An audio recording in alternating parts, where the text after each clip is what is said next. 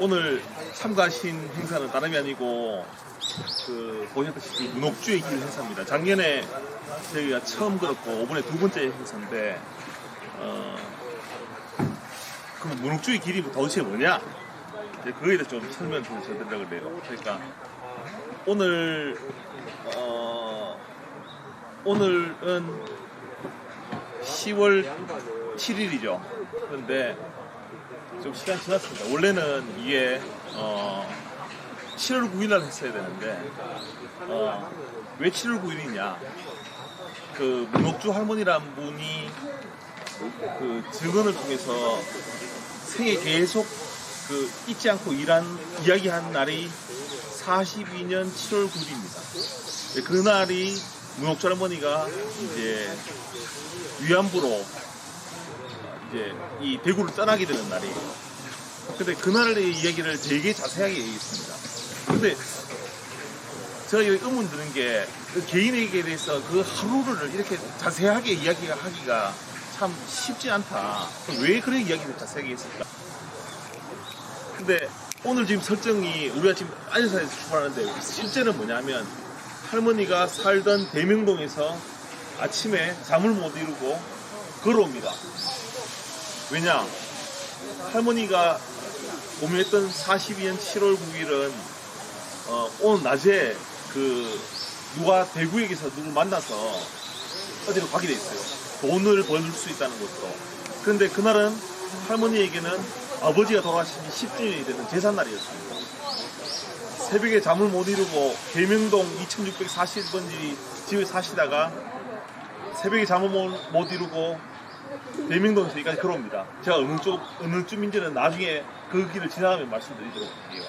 새벽에 여기 오셔가지고 이제 이 이야기를 지금 할머니가 하신 얘기를 제가 읽어드릴게요.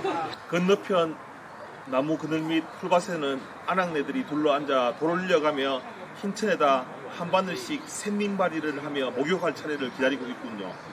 샌님바리란 천 사람이 한 바늘씩이란 뜻인데 당시 모든 조선 여성들은 황은에 보답하고 출전 장병의 무운 장구를 귀화한 뜻으로 천 사람이 한 바늘씩 꿰매어 조끼를 만들어 바쳐야 했었죠. 목욕터는 바위 밑에 패여진 웅덩이가에 기둥을 세우고 호장을 쳐서 칸막이를 만들어 놓은 곳인데 시간당 요금을 얼마씩 받았지요. 물이 차고 깨끗할 뿐만 아니라 피부병에 특효가 있다고 소문이 나서 정작 가까운 대구 사람들보다 먼 데에 있는 사람들이 더 와서 봅니다. 바로 이 계곡입니다. 이 계곡에 목욕을 하러 오셨어요. 그래서 제가 이제 이 장송마다는 제가 준비한 시청각 교재를 보여드릴 건데 이게 바로 무운장구입니다. 여기에 조끼고 여기 허리띠예요.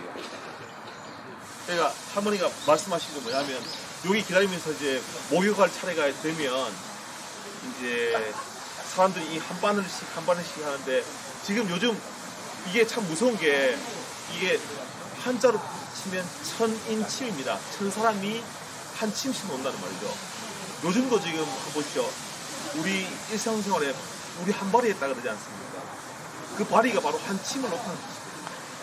그게 지금까지도 이게 남아있는 거죠. 여기 보시다시피 이 아낙네들이 여기 있을 뿐만 아니라 저 우물가에도 사실 이걸 배치를 했답니다.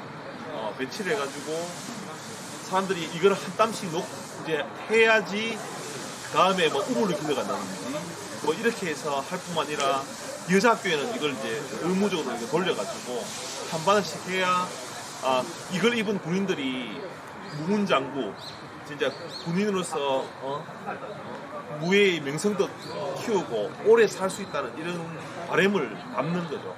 그러니까 이런 게 우리 세력 생활에서 보이지 않는 수탈이 이렇게 있었던 겁니다. 그래서 할머니가 말한 그 샌민반이라 하는 게 바로 이 조끼입니다. 이 조끼. 그리고 그거를 여기서도 하고 여기에 이렇게 천막 쳐놓은 사람 밑에서 이걸 하고 목욕을 했던 기억이 있는데 할머니가 7월 9일날 아침에 이제 그 기억을 떨리면서 여기 다시 목욕하러 온 겁니다. 이쪽으로 온 거죠. 와서 새벽에 잠이 안 오니까 이제 내가 오늘 먼 길을 어디 간다고 이야기를 하는데 어디 간지는 모르고 할머니가 이제 목욕을 하고 이제 계곡을 내려가서 이제 할머니 집을 다시 돌아가는 게 저희들 다음 시행입니다. 그래서 이제 다음 저희들이 정차할 곳은 팔레트입니다. 팔레트에서 또 할머니가 어떤 얘기를 좀 듣는 걸로 말씀드리고, 저희들이 이렇게 해서 최종 목적지는 할머니가 낮 시간에 대구역 2등 대합실에서 마츠모토라는 한국인의 취업업자를 만나게 돼요. 이제 그 길을 가는 겁니다. 아침에 일어나서 말씀드렸듯이 여기서 목욕하고 다시 집에 살짝 들러서 엄마를 만나는 그 다음 장면까지 저희도 좀 걸어가도록 하겠습니다.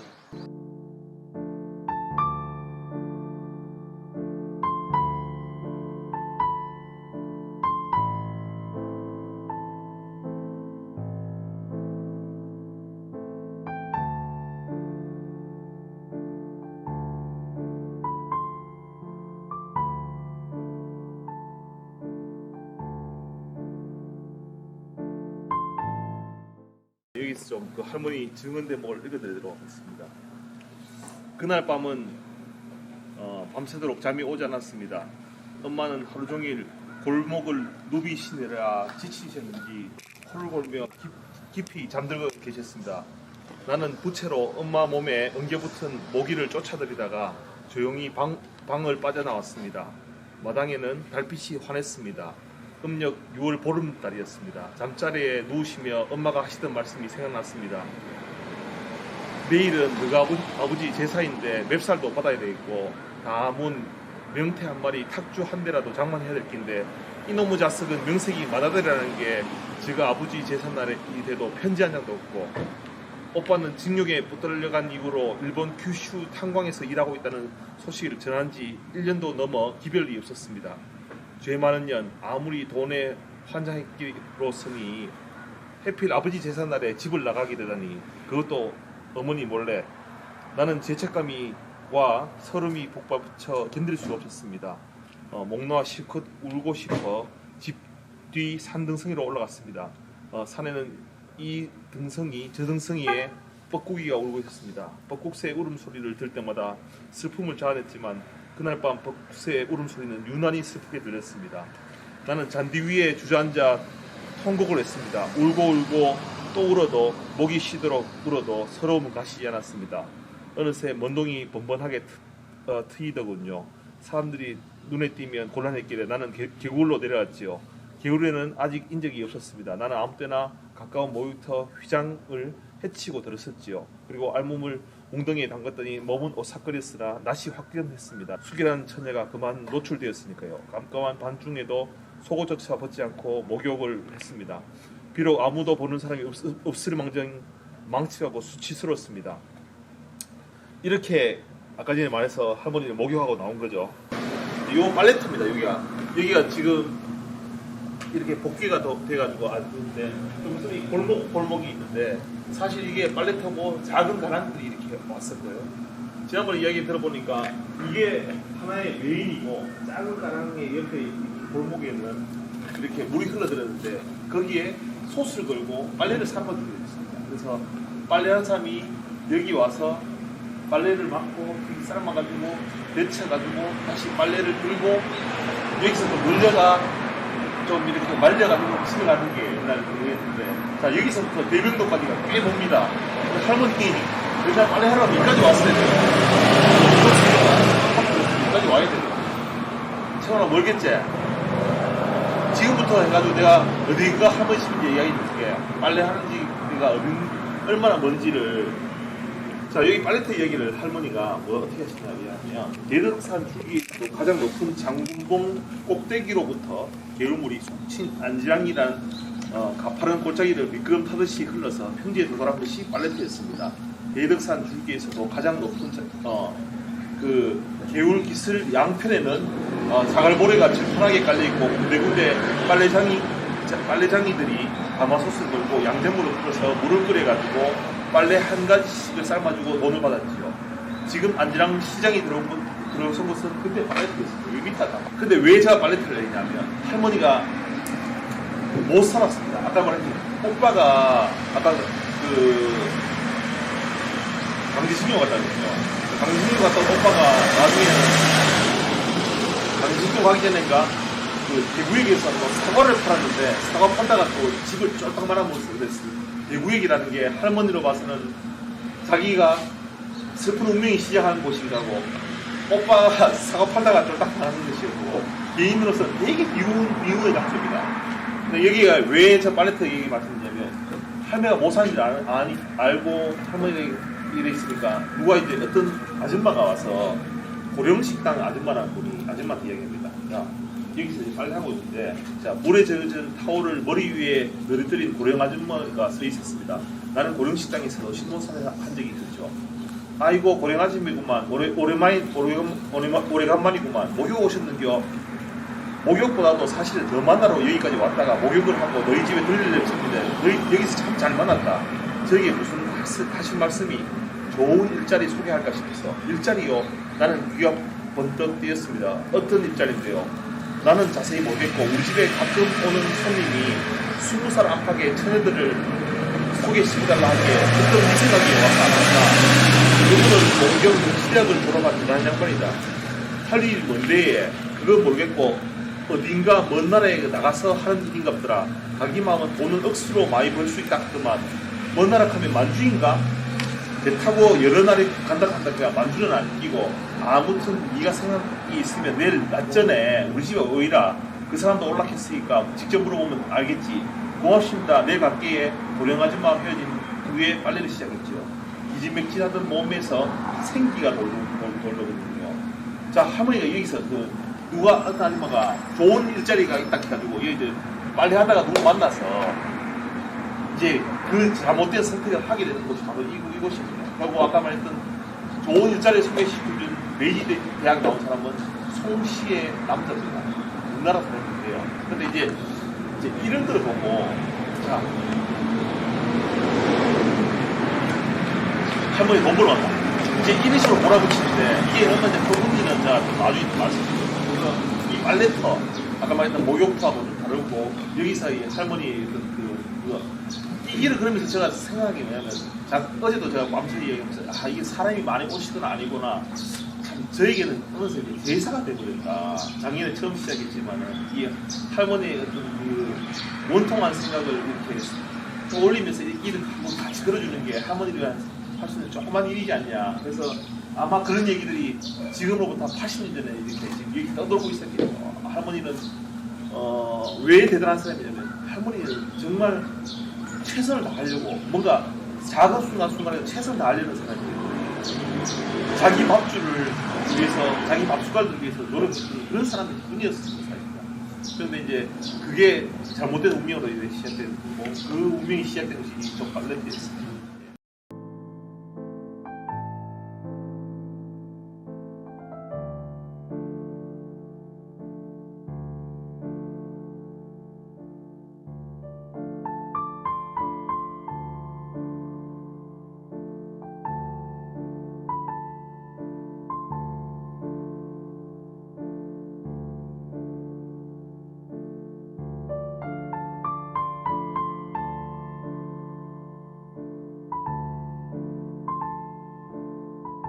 이런 골목들이 작은 게 천이고 여기 지난번에 요 골목이나 요런 골목에 안에 있던 집에서 자기 집에서 여기 아침에 와보니까 자기 집에서 빨래를 삶았다 이런 분이 나오시더라고요.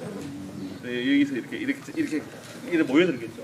그럼 여기서 손 끌고 뭐 이렇게 아까 말했듯이 빨래줄을 해가지고 여기서 빨래하고 아까 양잿물에 삶아가지고 그래가 여기서 헹궈서 좀 빨래 말리고 좀 놀다가 이제 집에 가시겠죠. 예.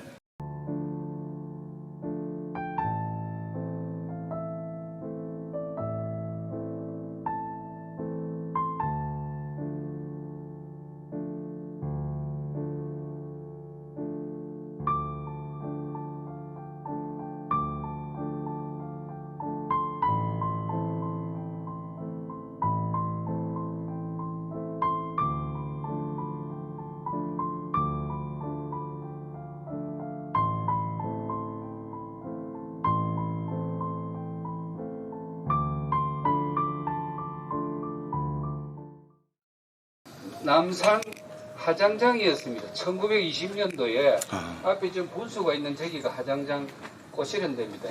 그래서 여기가 하장장인데 그 일대를 원래 이런데 종교시설이나 저 말하자면은 형무소 해가 사람 교수형 취하는데 뭐 하장장 이런 데는 터가 세다고 그래가 풍수적으로 주택은 안 짓고 종교시설이나 이런 쪽으로 아니면 잘 안 합니다. 그래서 여기는 지금 공원으로 여기가 연고자리인데 마지막 공원으로 요 그 자리 하장장 하던 데가 요 분수대로 만들어놨어요. 그래서 1966년도에 고모동으로 지금 있는 하장장으로 이전했어요. 약 60년 전에. 그래서 그렇게 아시면 되고. 그래서 저도 이제 이 옛날에 몇 년 전에 이 내당동 쪽에 절로 지나갔는데 저가 화장터가 있었겠는데 여었던 겁니다. 아니요. 여기는 일본 사람. 아니 그렇게 저도 저기는 조선 사람. 있고. 그래서 분리 있어요. 그래.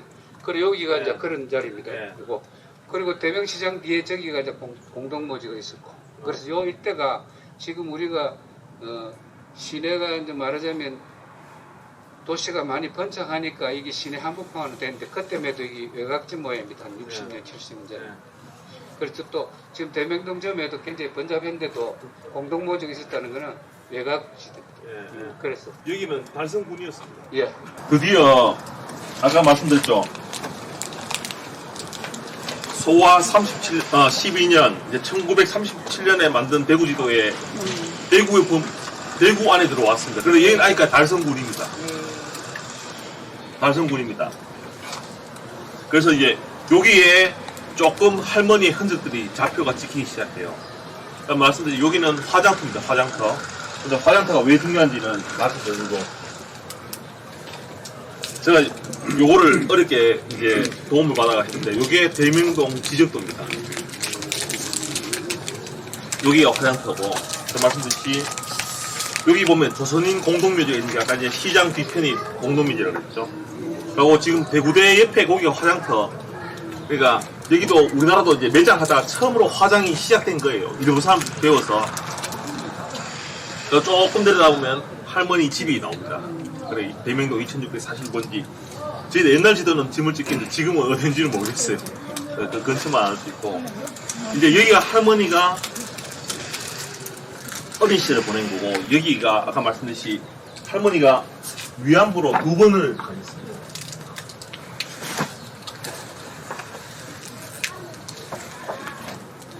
할머니의 이렇게 흔적을 따다 보면 할머니가 13세 때 할머니가 되게 똑똑한 사람이었어요. 공부하고 싶다 해가 누가 공부시키는가 해서 오무타라는 곳을 갑니다. 그 오무타가 탄광이에요. 탄광. 그런데 13세 때 어느 날 요보다 2살 어린데 요 친구가 그 일제시대 때 배 타고 일본 가가 탄광 지역에 갔다 왔는데 탄광이 알고 보니까 이 흔히 말하는 유학이에요. 그 할머니가 분위기를 얼른 알아차리고 여기 도망가야 돼. 그래서 뭐 한 해도 안 있고 도망을 오십니다. 그 이제 그 증언집에 나와 있는데 그 가족이 이렇게 앉아 있길래 그게 싹 들어가지고 내가 딸인 척 해달라고 진짜 뭐든 왜냐면 일본을 도망가올 때 그렇게 나왔어요. 그러니까 그런 기치가 있는 분이었어요. 기지가 있는 분이었고 할머니가 이 동네에 사는 친구들하고 어떻게 해가지고 이제 중국으로 농안성이라는 데를 한번 위안부로 갔다 오십니다. 그리고 지금 저희들이 말하는 42년은 그 다음이 이야기예요. 이 동네에 이 화장터에 있었던 친구들하고 인연이 어떻게 느낀지를 제가 읽어드릴게요.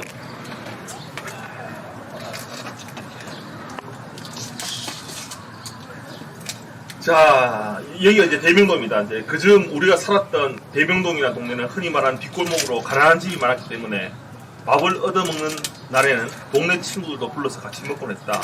지금도 그 근처에 그러면 어느 집에서 밥을 얻어먹는지 떠올릴 수 있다. 그 일대는 일본인이 지은 집이 많다.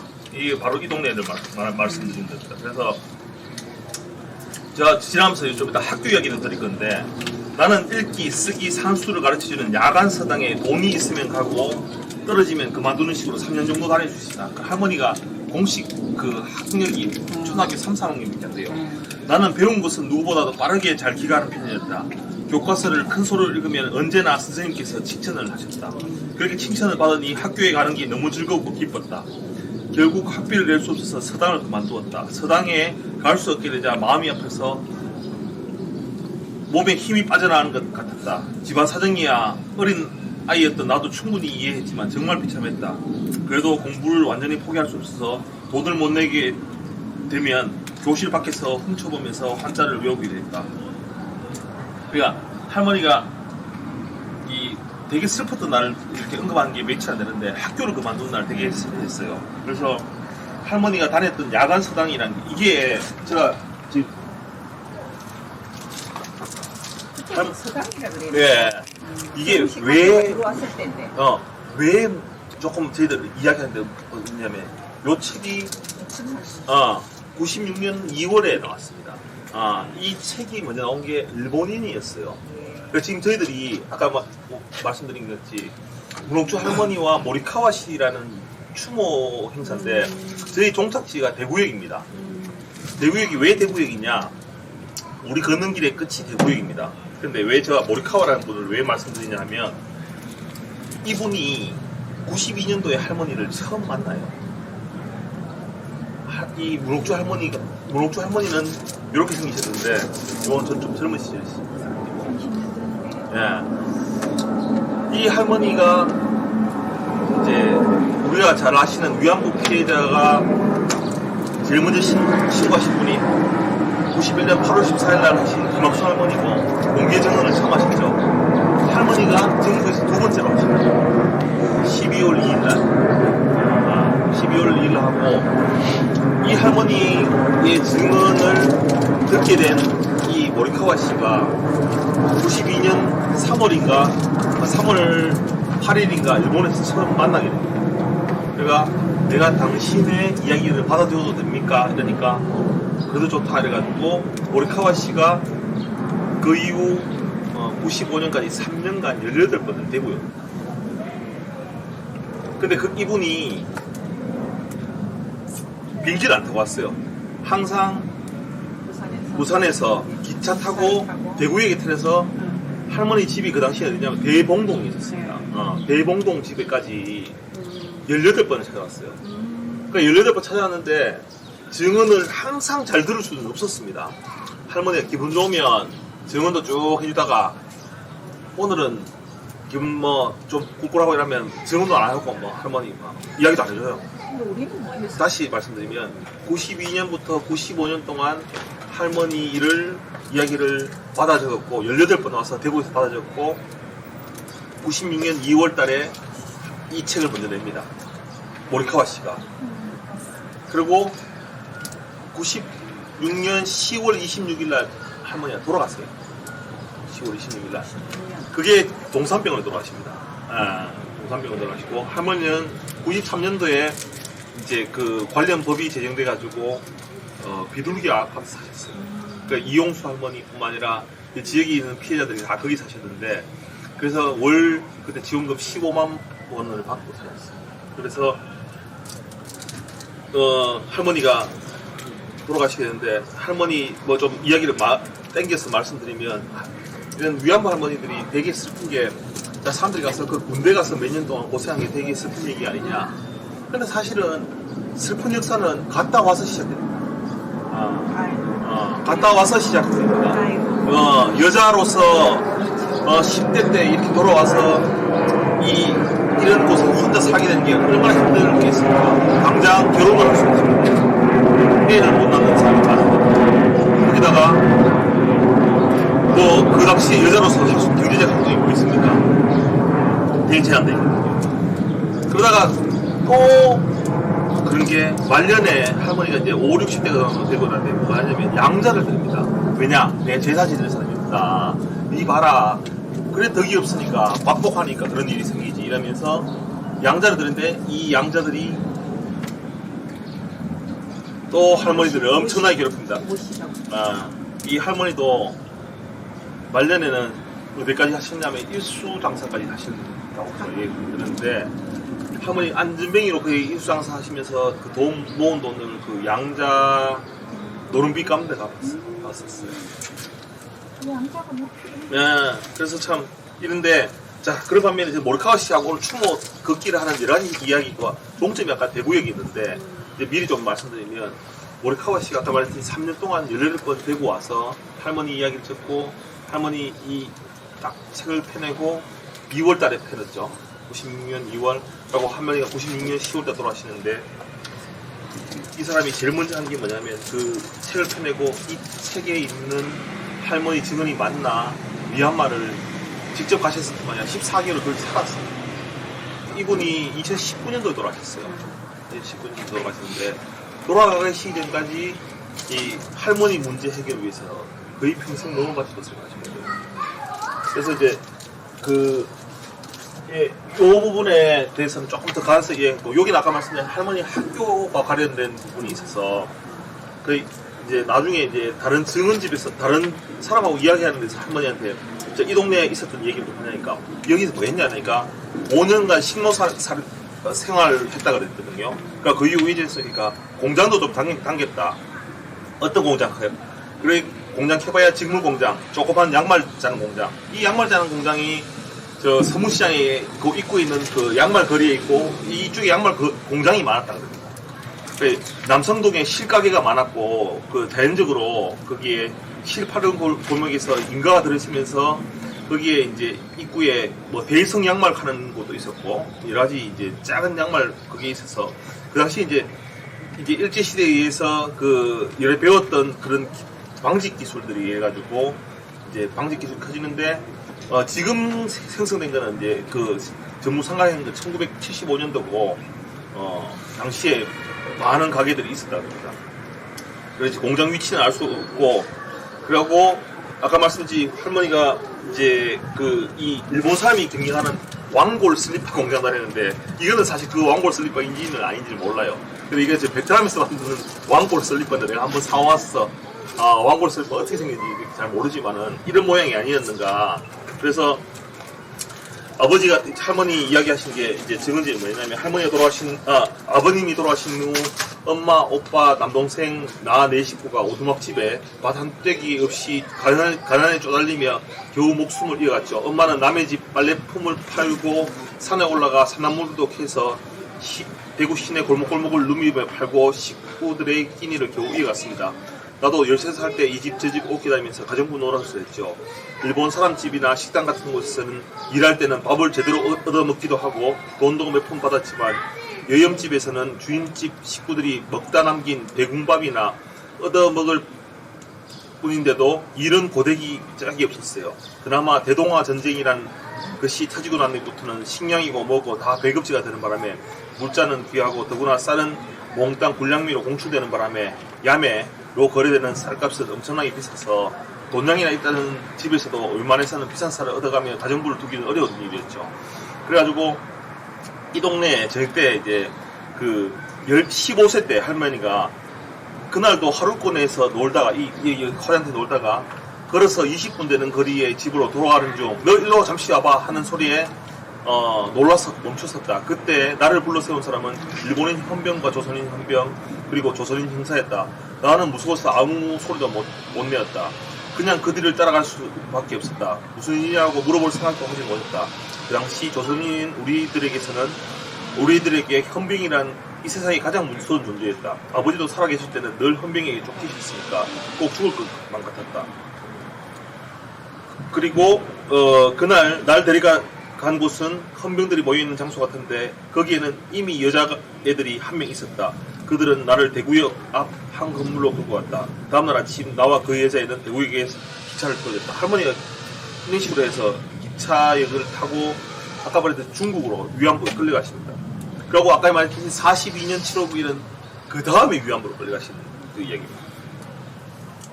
여기서 지나가면서 조금 관계는 멀지만 그 달성공원 얘기를 좀 드리면 옛날 달성공원 안에 신사가 있었습니다. 대구 신사. 예. 그런데 그 할머니 아버지가 옛날에 그 상해에서 독립운동을 하셨는 것 같다는 이야기를 하시거든요. 23년 할머니가 24년생인데 아버지는 상해에서 돌아온 열차에서 이런 꿈을 꿨다고 한다. 대구에 있는 달성공원 길에 반짝이는 보석이 떨어졌다. 아버지는 이렇게 운이 좋을 수가 하고 기뻐하면서 그 보석을 주었다. 꿈에서 그랬다는 거죠. 아버지가 이 꿈을 꾸고 난 뒤에 어머니가 나를 가졌다. 아, 그런 꿈을 꾼 데는 다 이유가 있구나라고 생각한 아버지는 나의 이름을 옥주라, 구슬옥사의 진주주자 해가지고 아버지는 젊어서 돌아가시고 말았다. 그래가지고 이 할머니 이름을 이제 저희들이 좀 이렇게 설명드리면,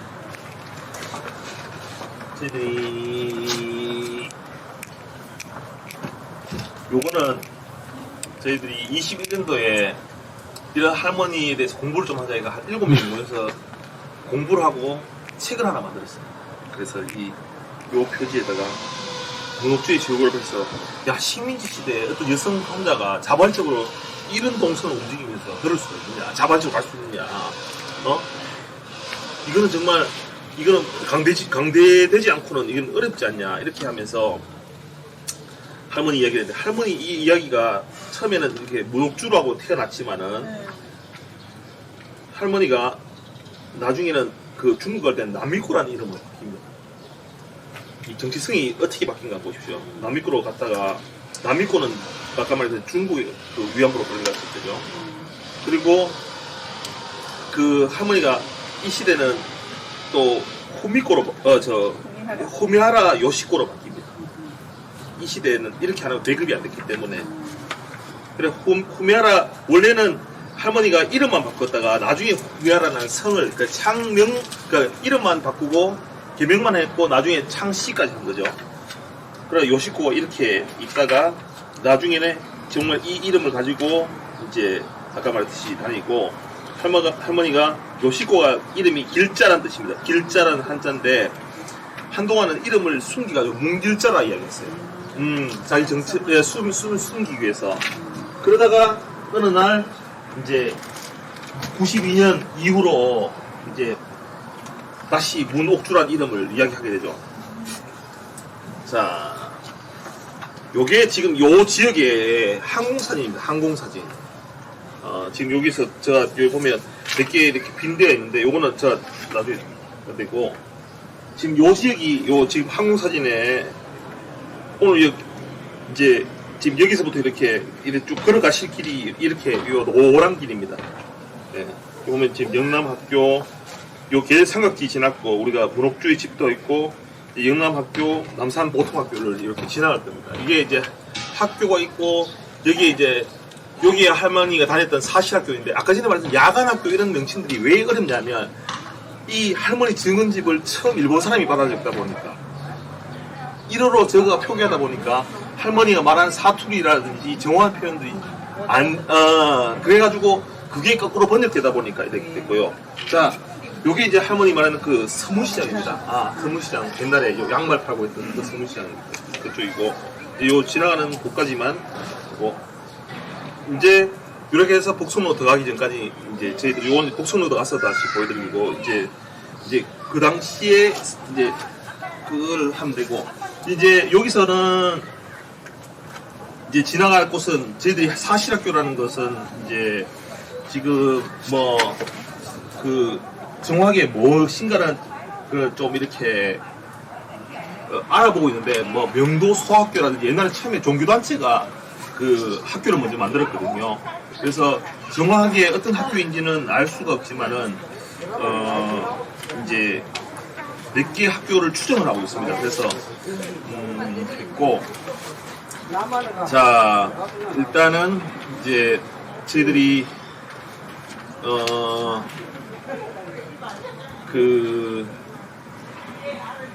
조금 더 가서 그 하는데, 저희들이 이제 여기서 아까 전에 그 앞부분의 이야기를 못 들으셨는데, 이제 어머니를 만나게 됩니다. 어머니를 이제 아까 출발점이 할머니 집이 여기서, 아까 전에 우리 아들사를 갔다가 할머니가 이제 잠을 못 자고 이제 다시 이렇게 목욕을 하고 이제 다시 돌아와서 좀 있으면 그 할머니 집을 지나가게 되는데, 아까 말했듯이 아들사는 밤새 잠 못 이룹니다.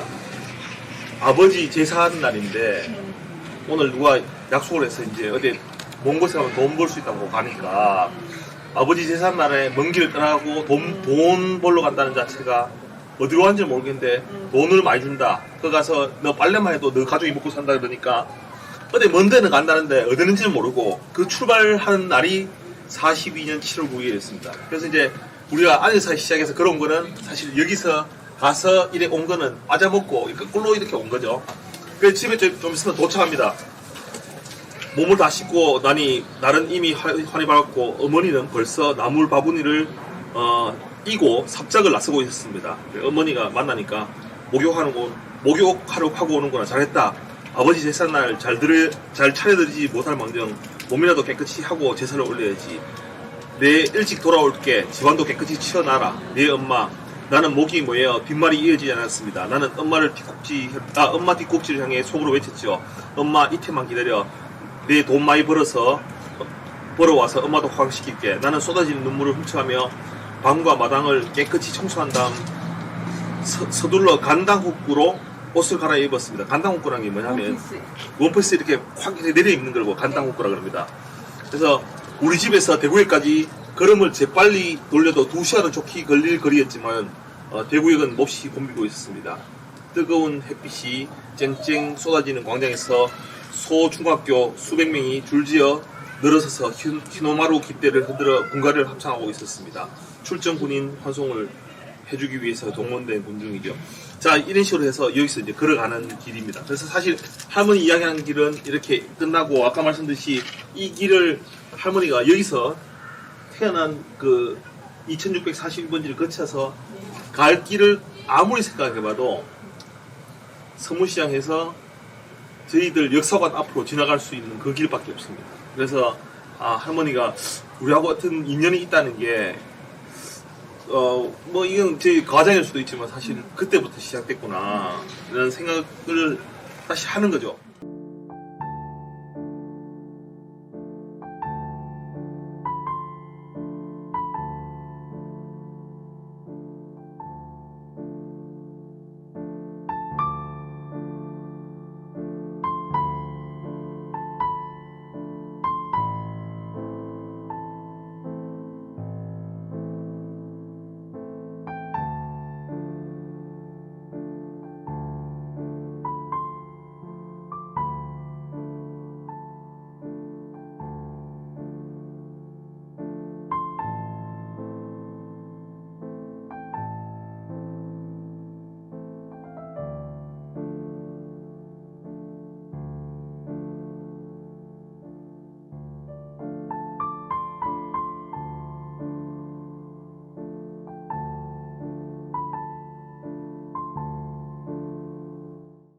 아파트 숲이라고 그랬어요.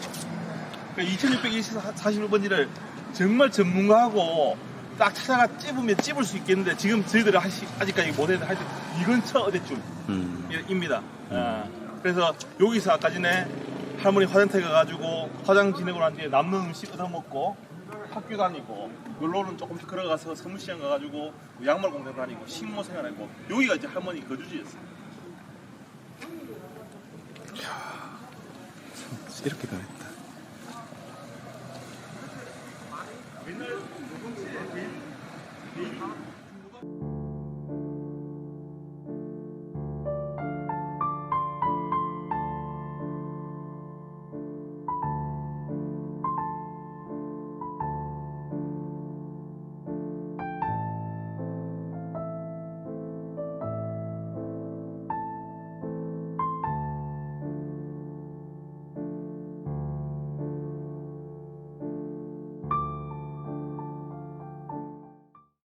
오시면서 서문시장 보셨나요?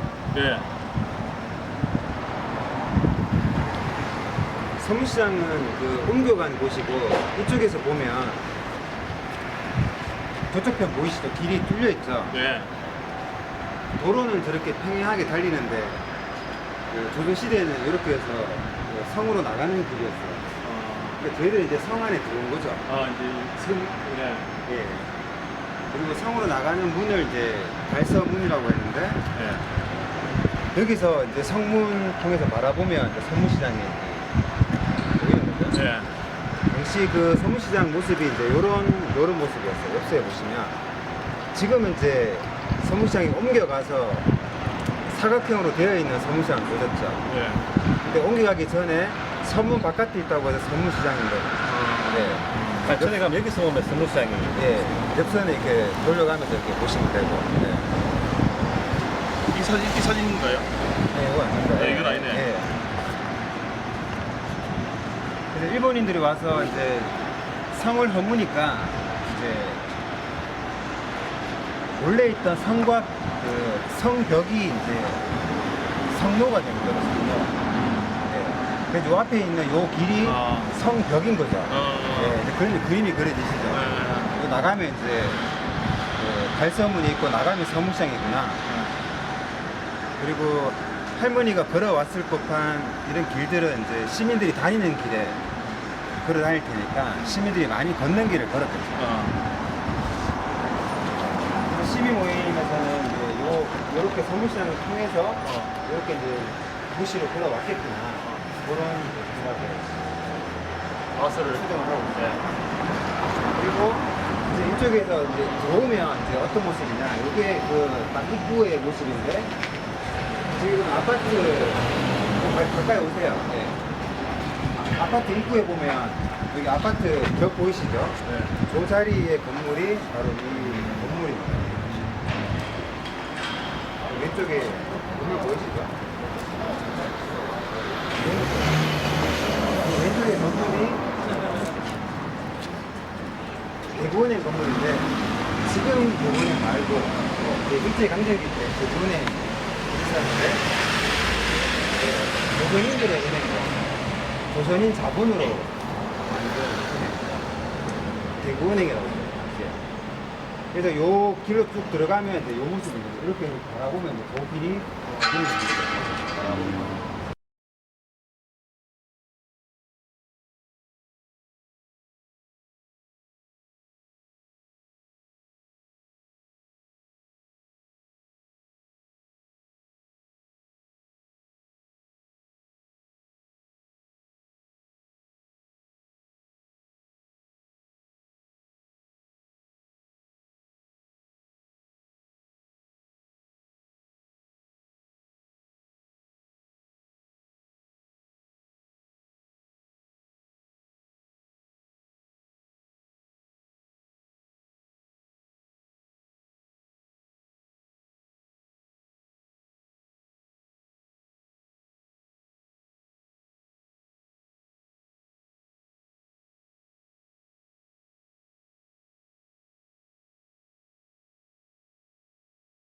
여기는 이제 성 안에 들어와 있잖아요.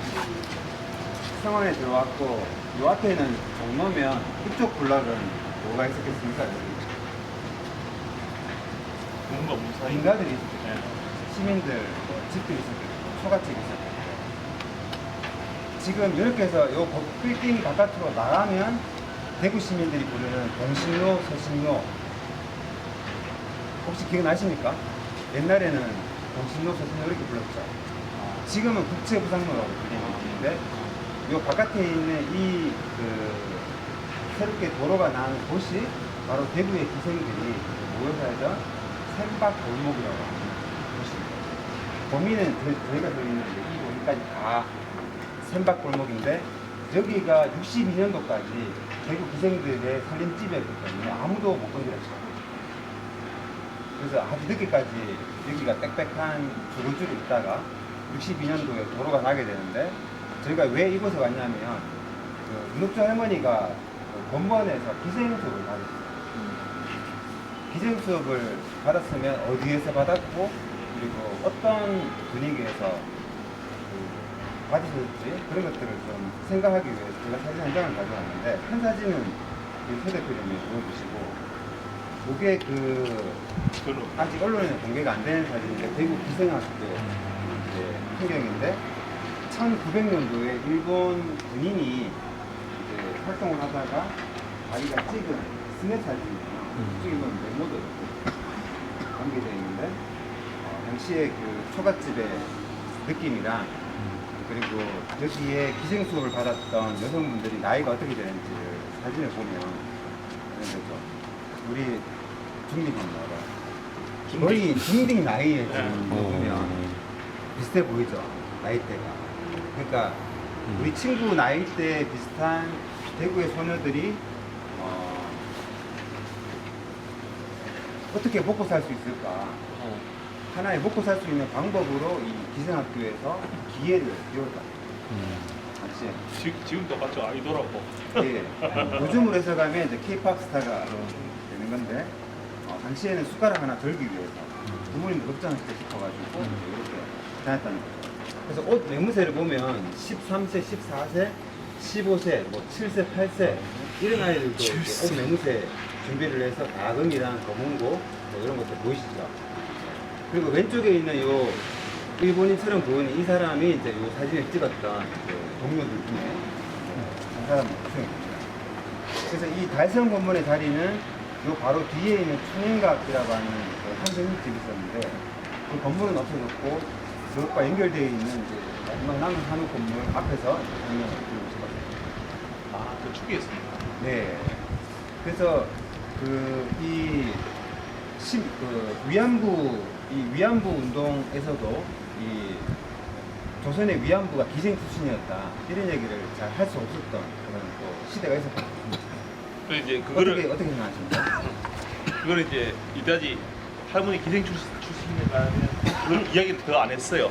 근데 지난번에 이제 저희들 강독회에서 이야기한 게 이게 진짜 보니까 흡사 지금 우리 아이돌 시스템하고 똑같다. 비슷한 게 뭐냐면 수업을 얘기 빠지겠습니다. 뭐 예술 관련돼서 수업을 하고 이게 우리도 요즘 아이돌 왜 비슷하냐면 아이돌도 연습시켜야 하니까 못 따라오면 퇴준되거나 다른 데 똑같아요. 근데 사람들이 자꾸 비생하니까 뭐 노래를 부르고 계속 그런 장면을 생각하는데 그 전에는 엄청나게 훈련을 하고 그 훈련을 못 따라오면 나오게 되는데 물렁주 할머니는 이 대구에서 제일 유명한 달성 건물인데 할머니가 재주가 많다 보니까 이제 아까 말씀드렸듯이 아까 이 할머니가 미얀마 이쪽 가신데 그쪽 리듬까지도 할머니가 나중에 외워서 노래를 합니다. 예. 그리고 정은집에 노래가 약 12곡 정도 이렇게 소개되어 있는데 할머니가 이제 아까 말씀드린 일본 사람이 오니까 바래 내가 지금 50년이 지났는데 이 노래 아직도 기억한다 이런 것처럼 노래를 계속 떠올려가지고 노래를 불렀던 그런 것도 있고 그래서 지난번에 보니까 이 공번이 노동조합 성격이라고 아까 말씀드린 우리 요즘 소속사기면 그냥 경상함정이 있었기 때문에 그 당시에 연예인이라는 사람이 없었기 때문에 이런 기생 출신이 와서 충분히 분위기 돋구는 그런 역할을 했었다는 거죠. 제가 강독해 들고 왔죠. 네, 그래서 우리가 그런 부끄러워하는 시대가 있었는 거죠. 위안부 증언을 하신 분이 기생 출신이었어? 이렇게 하면 이제 위배되잖아요, 우리 생각에서. 근데 우리가 잘 몰랐던 것 중 하나가 뭐냐면 기생들이 창기가 있고 예기가 있는데 예기는 뭐냐면 아티스트, 그러니까 퍼포먼스를 예술을 하는 분들을 예기라고 표현했고 성매매를 하시는 분을 이제 창기라고 불렀는데 그게 이제 기생 예규에 의해서 A급 기생이냐 B급 기생이냐 규정들이 있었거든요. 그러니까 그런 부분들을 잘 모르고 그냥 무조건 절대 이런 거는 얘기하면 안 돼요. 또 일본인들한테 공격을 받을 수 있는 부분이기 때문에 왜냐하면 일본 게이샤들도 이 갑종 일종이라고 이제 성매매를 하기 위한 게이샤가 있었고 그냥 예술 행위를 하기 위한 게이샤 따로 있었거든요.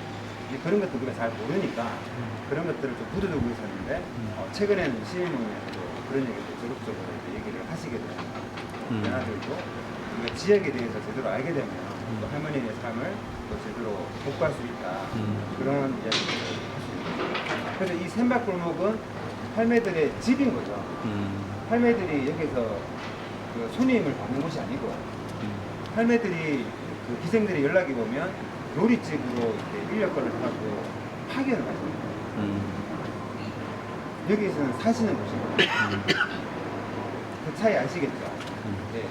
그래서 이 샘박골목은 대구 기생들이 살던 집단 거주지역이었는데 여기 사는 곳이었고 그리고 식당 통해서 예약이 들어오면 할머니들은 이제 인력거를 타고 이제 요리집이나 어디에 출장을 가셔가지고 퍼포먼스나 엔터테인먼트 행위들을 하시고 그렇게 이해를 하면 당시의 사람들을 이해를 할 수 있을 것 같습니다.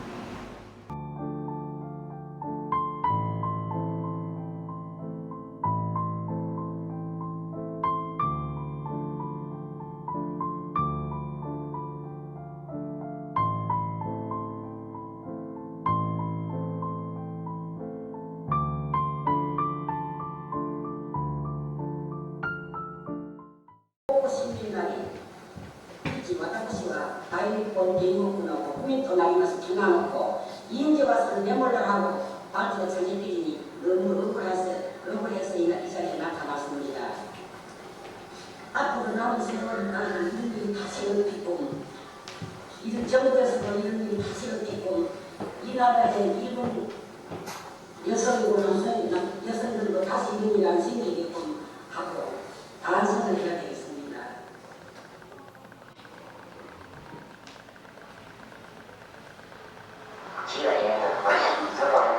제가 한다는 거예요. 내가 하고 싶은 건 돈도 돈이지만은 일생을 이제 상관을 맡겨놨거든요. 지금도 이제 저집을 하면 약도 먹어야 되고 하루 돈이 많이 들어야 되는데 지금 못 먹고 이래 아픈데 넘버리는 상해거든요.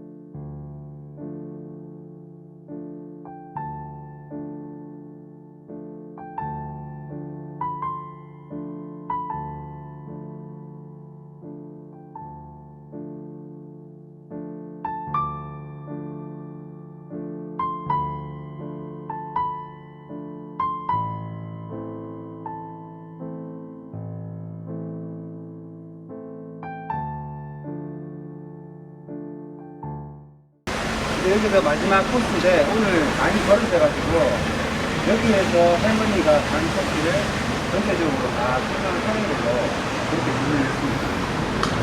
이렇게 서문 종로에서 걸어오면 지금 여기 공사한다고 이게 한 바퀴 친 곳 있죠? 저기가 옛날 대구 시청사입니다. 정치 이름은 대구군아. 그리고 관할 때 글자가 아거든요. 아. 그래서 대구군의 아다. 그래서 대구구당. 자리가 바로 이 자리인데 그 일본인들이 여기를 이제 불타서 쓰게 되면서 대구 경찰서가 됐어요. 그러니까 시민들을 통제하는 가장 센터 위치가 된다는 거죠. 대구의 서문 종로와 남문 종로가 만나는 이 십자로에 시민들을 컨트롤하는 경찰서를 만들어야 되겠다. 이렇게 생각을 했구나. 이렇게 이해를 하시면 되고, 이 건물을, 이건 이제 신식 건물이죠. 모던한 건물이고, 40년대 건물인데, 이 건물을 만들기 전에는 이런 목조 건물이었습니다. 이거는 20년대 할머니가 태어났을 정도 시점에 거리는 이런 모습이 되구나. 이렇게 생각하시면 되고, 경찰서를 걸어서 계속 가게 되면 저 오른쪽에 우체국 보이죠? 예, 저 우체국이 이런 건물이었습니다. 예. 그래서 근대기에는 통신을 장악하는 게 가장 중요한 통신. 그래서 그 통신을 상징하는 게 우체국이었고, 나중에는 금융도 하게 되는데 왜 할머니가 우체국 적금 넣었다는 얘기 들었죠? 그 우체국 적금을 넣으면 그 돈을 받을 수 있는 곳이 바로 이 우체국이라는 곳이었겠구나. 그리고 어머님한테 집에 있는, 대구에 있는 어머님한테 전보를 보냈다, 이런 기록도 보셨을 텐데, 전보를 보내면 어디에 보내냐면 여기에서 받는 거죠. 어머니는 여기에서 전보를 받으시는 거예요. 보른 시대였구나, 이렇게 이해를 하시면 되고, 그리고 우체국에서 조금 더 걸어가면 이제 도청, 지금 옮겨갔지만 도청 건물이 이렇게 경상가명의 오른쪽 공간을 따고 들어와서 이렇게 신식 건물을 지어서 백화점도 있고, 네. 시민 통치를 하고 있었구나, 이렇게 이해를 하시면 되고, 그 범위는 어디까지 있냐면 옛날 공화백화점 아시죠? 네. 공화백화점 우리 층이 있는데 나중에 아빠가 여기 아빠 맞죠? 네. 공화방이시죠? 얘기해 주시는데 공화백화점까지가 도청 자리였고, 저기를 공화백화점 개가하게 되면서 상격동으로 옮겨갈 수 있는 땅을 사게 된 겁니다. 그렇게 이해하시면 영상 가면 범위가 어느 정도 할지 그렇게 이해가 됩니다. 그리고 마지막으로 1936년경에 이 일대 전체의 전경 파노라마 사진이 있는데 이 사진을 보시면 이제 화면이 어떻게 가까이 와서 이제 한번 볼까요? 들어가요. 여기 이제 여기가 대구역이죠. 대구역에서 이 부수동 쪽을 바라보면 이 전경 사진인데 이게 지금 중앙로는 아시죠? 여기 앞에 있는 중앙로고 이렇게 해서 걸어 들어가면 북송로 길인데 할머니가 이 대구로 가기 위해서 이 서문로를 통해서 중앙로로 가실 수도 있고 아니면 이쪽으로 가서 북송로로 가실 수도 있고 당시에 그 건물들이나 층수 높이가 이 정도로 되었습니다. 이렇게 이해를 하시면 될 것 같습니다. 귀한. 예. 당시에 그 대구역이라고 하는 게 지금은 이게 부산에서 서울까지 보름이 걸렸잖아요. 걸어가면 이거를 8시간 만에 가게 만드는 유명 수단이 기차였습니다. 하루 생활권 당시에 100년 전에도 하루 생활권으로 만들어주는 수단이 이제 대구역이었기 때문에 어마어마한 어떤 변화들을 이제 만들었다고 보고 그리고 재미난 거는 할머니가 이제 제4차 위안단을 가게 될 때는 부산으로 내려가지 않습니까? 그러면 부산으로 내려가면 할머니는 그걸 상행선, 하행선이라고 할 때 그게 상행이겠습니까? 하행이겠습니까? 지금은 부산으로 내려가면 우리가 뭐라고 부르죠? 하행이라고 부르죠. 근데 당시에는 일본 동경으로 가는 상행, 그래서 상행선 쪽에 있어야지 부산으로 갈 수 있었던 우리나라가 그 주권이 없는 시대였기 때문에 그 일본의 그 주권에 의해서 우리 조선인들의 생활도 거기에 맞추어서 이렇게 살았던 그런 시대라고 볼 수 있습니다. 그래서 여기에서 할머니는 부산으로 가는 기차를 타서 1박을 하시고 제4차 위안단 출발을 하시게 됩니다. 그리고 저 중에 지금 무채국 옆에 왼쪽 표가 옛날 저희 때는 백무채이라고 그랬는데 저게 헌병대가 있었거든요. 예, 헌병대. 예. 그래서 통치하는 시설들은 요 주변에 다 있었다고 보시면 되고 정치, 경제, 생활의 중심은 바로 이 십자대로 주변이라고 이렇게 보시면 됩니다.